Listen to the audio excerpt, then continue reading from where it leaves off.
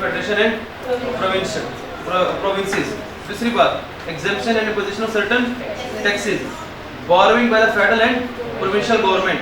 अब auditor general of Pakistan की क्या तीन बातें, अपॉइंटमेंट, पावर एंड फंक्शंस, याद हो जाएगा। जुडिकेचर क्या होता है, अदलिया का निजाम। पार्ट 7 जुडिकेचर, अदलिया का निजाम।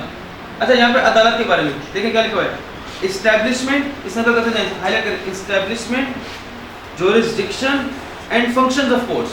इस्टेब्लिशमेंट, जुरिस्डिक्शन एंड कौन से court, supreme Court, High court, federal शरीयत कोर्ट। फेडरल शरीयत कोर्ट क्या होता है, जो इस्लामिक शरीय तौर पे जो चीज़ों को देखा जाए इस्लाम के नज़रों में, वो फेडरल शरीयत कोर्ट होता है।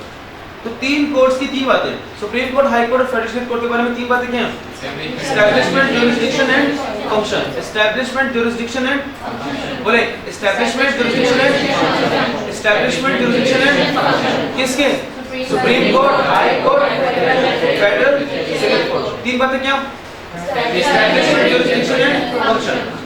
और क्या कहा गया इस बारे में। अब जजेस के बारे में, अपॉइंटमेंट ऑफ जजेस, general provision such as contempt of court. Contempt of court होता है going against the court, court के खिलाफ जाना होता है contempt of court. Remuneration of, अच्छा देखिए, अपॉइंटमेंट ऑफ जजेस, रेम्यूनरेशन ऑफ जजेस, और इसके अलावा सुप्रीम जुडिशियल काउंसिल। अगर कोई जज गलत फैसला सुना दे, अगर कोई जज गलत डिसीजन सुना दे, उसके लिए जो काउंसिल बनती है उसे कहते हैं सुप्रीम जुडिशियल काउंसिल। सर लिख दें, this council will be held if जज makes any wrong decision. This council will be held if जज मेक एनी रॉन्ग डिसीजन, मतलब इसे कहते हैं Supreme Judicial Council, Judicial Council. अगर इफ जज मेक एनी रॉन्ग डिसीजन तो कौन सा काउंसिल हेल्ड किया जाएगा, सुप्रीम। तो जुडिकेचर आसान है, अल्लाह करे जुडिकेचर आ जाए। पहले देखें, सुनो मेरी बात, तीन अदालत के बारे में तीन बातें, तीन अदालतों के नाम, supreme Court, High court, federal शरीयत कोर्ट। तीन बातें क्या, एस्टैब्लिशमेंट, जुरिस्डिक्शन एंड फंक्शन। फिर जजेस की appointment and remuneration, appointment and remuneration. उसके अलावा आखिरी बात उसने क्या की, सुप्रीम जुडिशियल। एक बात और की है, अदालत के खिलाफ जाना, contempt of court, contempt of court. सात बातें, ओके, ये बातों सात बातें आप सुनिएगा। Federal, supreme Court, High court, federal शरीयत कोर्ट के बारे में, एस्टैब्लिशमेंट, जुरिस्डिक्शन एंड फंक्शन, ये तीन बातें हो गई। उसके बाद जजेस की अपॉइंटमेंट एंड रेम्यूनरेशन, पांच बातें हो गई। छठी बात की कंटेम्प्ट ऑफ कोर्ट, और सातवीं बात की सुप्रीम जुडिशियल काउंसिल। सात बातें हैं जुडिकेचर की, याद है। दोबारा सुने, supreme Court, High court, federal शरीयत कोर्ट की, एस्टैब्लिशमेंट, जुरिस्डिक्शन और फंक्शन, जजेस की, अगर जज गलत फैसला दे तो सुप्रीम जुडिशियल काउंसिल, और अगर अदालत के खिलाफ जाओ तो कंटेम्प्ट ऑफ कोर्ट। ये है पार्ट 7 जुडिकेचर आपका। पार्ट 8 इलेक्शंस, अब आसान होगी चीजें। इलेक्शन में क्या कहेगा, it includes formation and duties of chief election commissioner and cheap and election commission. यानी कि आपके इलेक्शन कराता है, आपने सुना होगा नाम चीफ इलेक्शन कमीशन, एक इदारा है उसमें चीफ इलेक्शन कमिश्नर होता है। तो उस इदारा और उसमें जो कमिश्नर बैठा है, उन दोनों की formation and duties, formation and duties of chief election commissioner and election commission, along with electoral laws and conduct of election.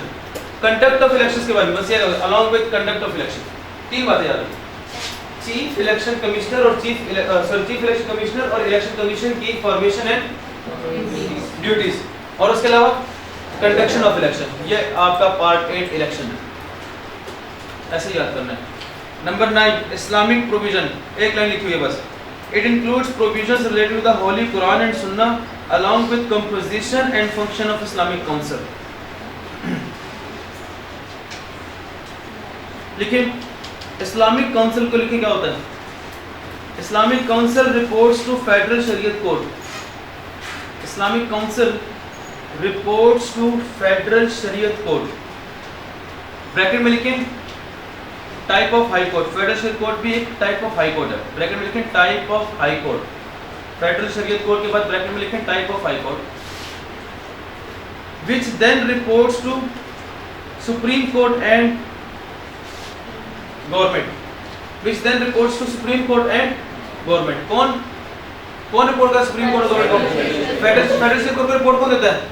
Islamic council. Islamic council तब पता लगा इस्लामिक काउंसिल क्या है, जो देता है type of high court, federal state court को report, और federal state court supreme court को रिपोर्ट देती है। तो इस्लामिक प्रोविजन में लिखा हुआ है कि provisions related to the holy Quran and सुन्ना अलोंग विद इस्लामिक काउंसिल की कंपोजिशन और फंक्शन, कौन कौन होगा और क्या काम करेगा। इस्लामिक काउंसिल की कंपोजिशन एंड फंक्शन, एक बात तो ये हो गई। दूसरी बात प्रोविजंस किसके हवाले से, होली कुरान एंड सुन्ना के हवाले से। दोबारा सुने, इस्लामिक प्रोविजन में दो बातें क्या हैं, इस्लामिक काउंसिल की कंपोजिशन एंड फंक्शन, और प्रोविजंस किसके बारे में, होली कुरान एंड सुन्ना के बारे में। 10 इमरजेंसी प्रोविजंस, कहता है इट इंक्लूड्स प्रोक्लेमेशन, प्रोक्लेमेशन होता है अनाउंसमेंट, अनाउंसमेंट, प्रोक्लेमेशन क्या होता है, announcement. It includes announcement of emergency on account of war, war में पता है इमरजेंसी वापस की जाती है ना, क्या इमरजेंसी के वक्त बुनियादी हकूक इंसान के होते हैं, सस्पेंड हो जाते हैं बुनियादी हकूक। इमरजेंसी सिचुएशन में, वॉर में बुनियादी हकूक सस्पेंड हो जाते हैं। क्या आपको बुनियादी हकूक, आप क्या उस वक्त आप बोलेंगे जब जंग छड़ रही हो, बोलेंगे मेरे पास आज़ादी धारे राय है, ये तुमने मिसाइल सिखाया नहीं, फ्रीडम ऑफ स्पीच है मेरे पास, तो मज़ा नहीं आया इसका, रेंज ठीक नहीं थी। अगला मिसाइल तो मैं गोले की जगह आप नहीं होंगे। 12 इट इंक्लूड्स, सुनिए, proclamation of emergency on account of war और इंटरनल डिस्टर्बेंस। ये इंटरनल डिस्टर्बेंस यानी कि strike, lockdown, terrorist attack internally कुछ हो जाए, वो भी इमरजेंसी होता है। उसमें अनाउंसमेंट ऑफ यानी कि वॉर या फिर internal disturbance. Power to suspend fundamental rights, ये सबसे इंपॉर्टेंट बात है। फंडामेंटल राइट्स क्या हो जाएंगे, सस्पेंड हो जाएंगे। And during emergency period, during emergency period से लिखे वॉर, ड्यूरिंग इमरजेंसी पीरियड का मतलब लिखे war, during war fundamental rights क्या हो जाएंगे, सस्पेंड हो जाएंगे। रेवोकेशन ऑफ प्रोक्लेमेशन, लिखें रेवोकेशन प्रोक्लेमेशन मतलब क्या है, गवर्नमेंट की अनाउंसमेंट को रोक देना during war, during war government की अनाउंसमेंट को रोक देना, यानी गवर्नमेंट ने जो भी अनाउंसमेंट्स की थी ये करना है वो नहीं करना है, इस बारी सारी बातें स्टे आ जाएगा इस ऑर्डर पे। यानी गवर्नमेंट ने कहा सप्लायर चीनी सिर्फ गवर्नमेंट को बेचनी है, तो इस तरह के अनाउंसमेंट जो भी अनाउंसमेंट की गई है वो अनाउंसमेंट सारी रुक जाएंगी। इसे क्या कहते हैं, revocation of proclamation.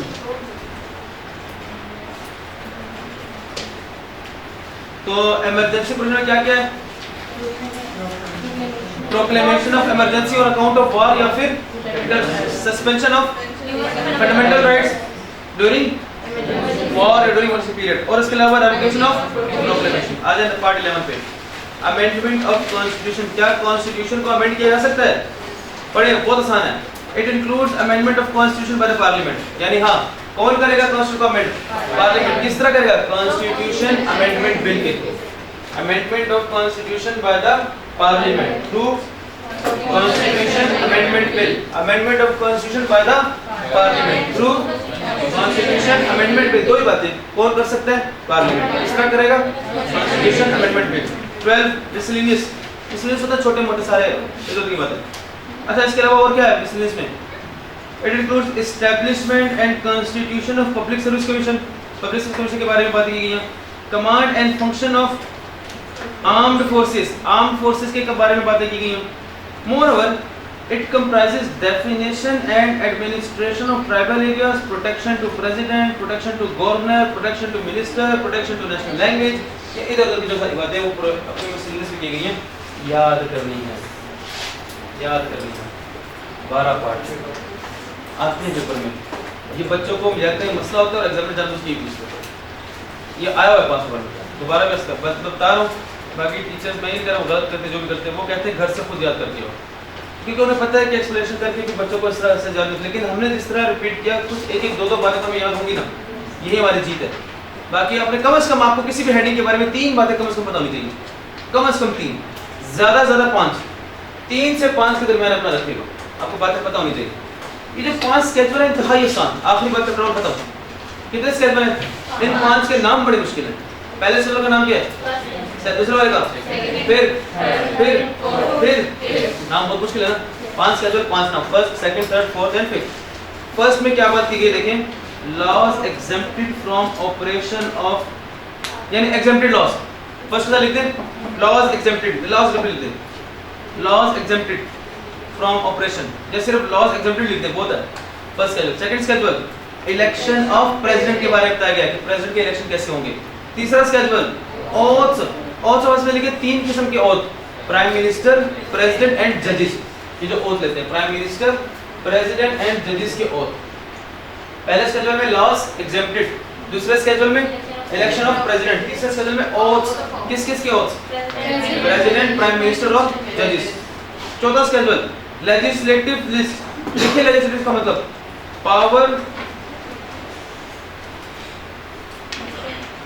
Powers distributing to federal and provincial government. तो फेडरल प्रोविंशियल गवर्नमेंट को बेसिकली पावर दी गई है। आपको बता दूं मैं कि बकायदा लिस्ट की दी गई है कि इन मामलात में जो पावर है वो फेडरल गवर्नमेंट के पास है और इन मामलात में पावर जो है प्रोविंशियल गवर्नमेंट के पास है, वो है लेजिस्लेटिव लिस्ट। जो डिस्ट्रीब्यूशन ऑफ पावर्स है बिटवीन फेडरेशन एंड प्रोविंसेस, यानी कौन सी पावर फेडरल गवर्नमेंट के पास है और कौन सी पावर प्रोविंशियल गवर्नमेंट के पास है, उसे कहते हैं लेजिस्लेटिव लिस्ट। कौन सा स्केड्यूल है? फोर्थ। फिफ्थ स्केड्यूल जजेस के रेम्यूनरेशन, जजेस के terms and conditions of services of जजेस, remuneration and terms and conditions. तो देखिए पास कर रहा है। पहला स्केड्यूल लॉस, दूसरा इलेक्शन ऑफ, तीसरा ऑथ्स किसके, चौथा legislative list between federal government and provincial government, और पांचवा remuneration, term of office and terms and conditions, sorry remuneration and terms and conditions of जजेस, सर्विसेज ऑफ जजेस। पांच स्केड्यूल दुआ कर अल्लाह करे याद है, 3 से ज्यादा बहुत आसान नाम। अब अगेन आखिरी बार सुन ले, पहले मैं सुनूंगा फिर आप। फर्स्ट स्केड्यूल में laws exempted from operations, second schedule में election of president, third schedule में both of office of the prime minister, president, जजेस, फोर्थ स्केड्यूल में legislative distribution of law making power between federal government and provincial government. इतना तो लिख लेंगे ना। पांचवें स्केड्यूल में क्या की गई बात है? Remuneration and terms and conditions of services of जजेस। कौन सा है? 5 स्केड्यूल। चले जाए, माफ किया। चैप्टर 1 कंप्लीट हो गया। अब ये यहाँ से पेपर आएगा, 4 से 5 नंबर मुफ्त के होंगे, अपने गेन करने, याद करना है। ठीक है, जहाँ कॉन्सेप्ट था वो कॉन्सेप्ट है, जहाँ रटा है हमारा रटा। और क्या लगेगा आपको? व्हाइट बोर्ड किससे मिलेगी? लाइव रिकॉर्डिंग लोग तो देखो,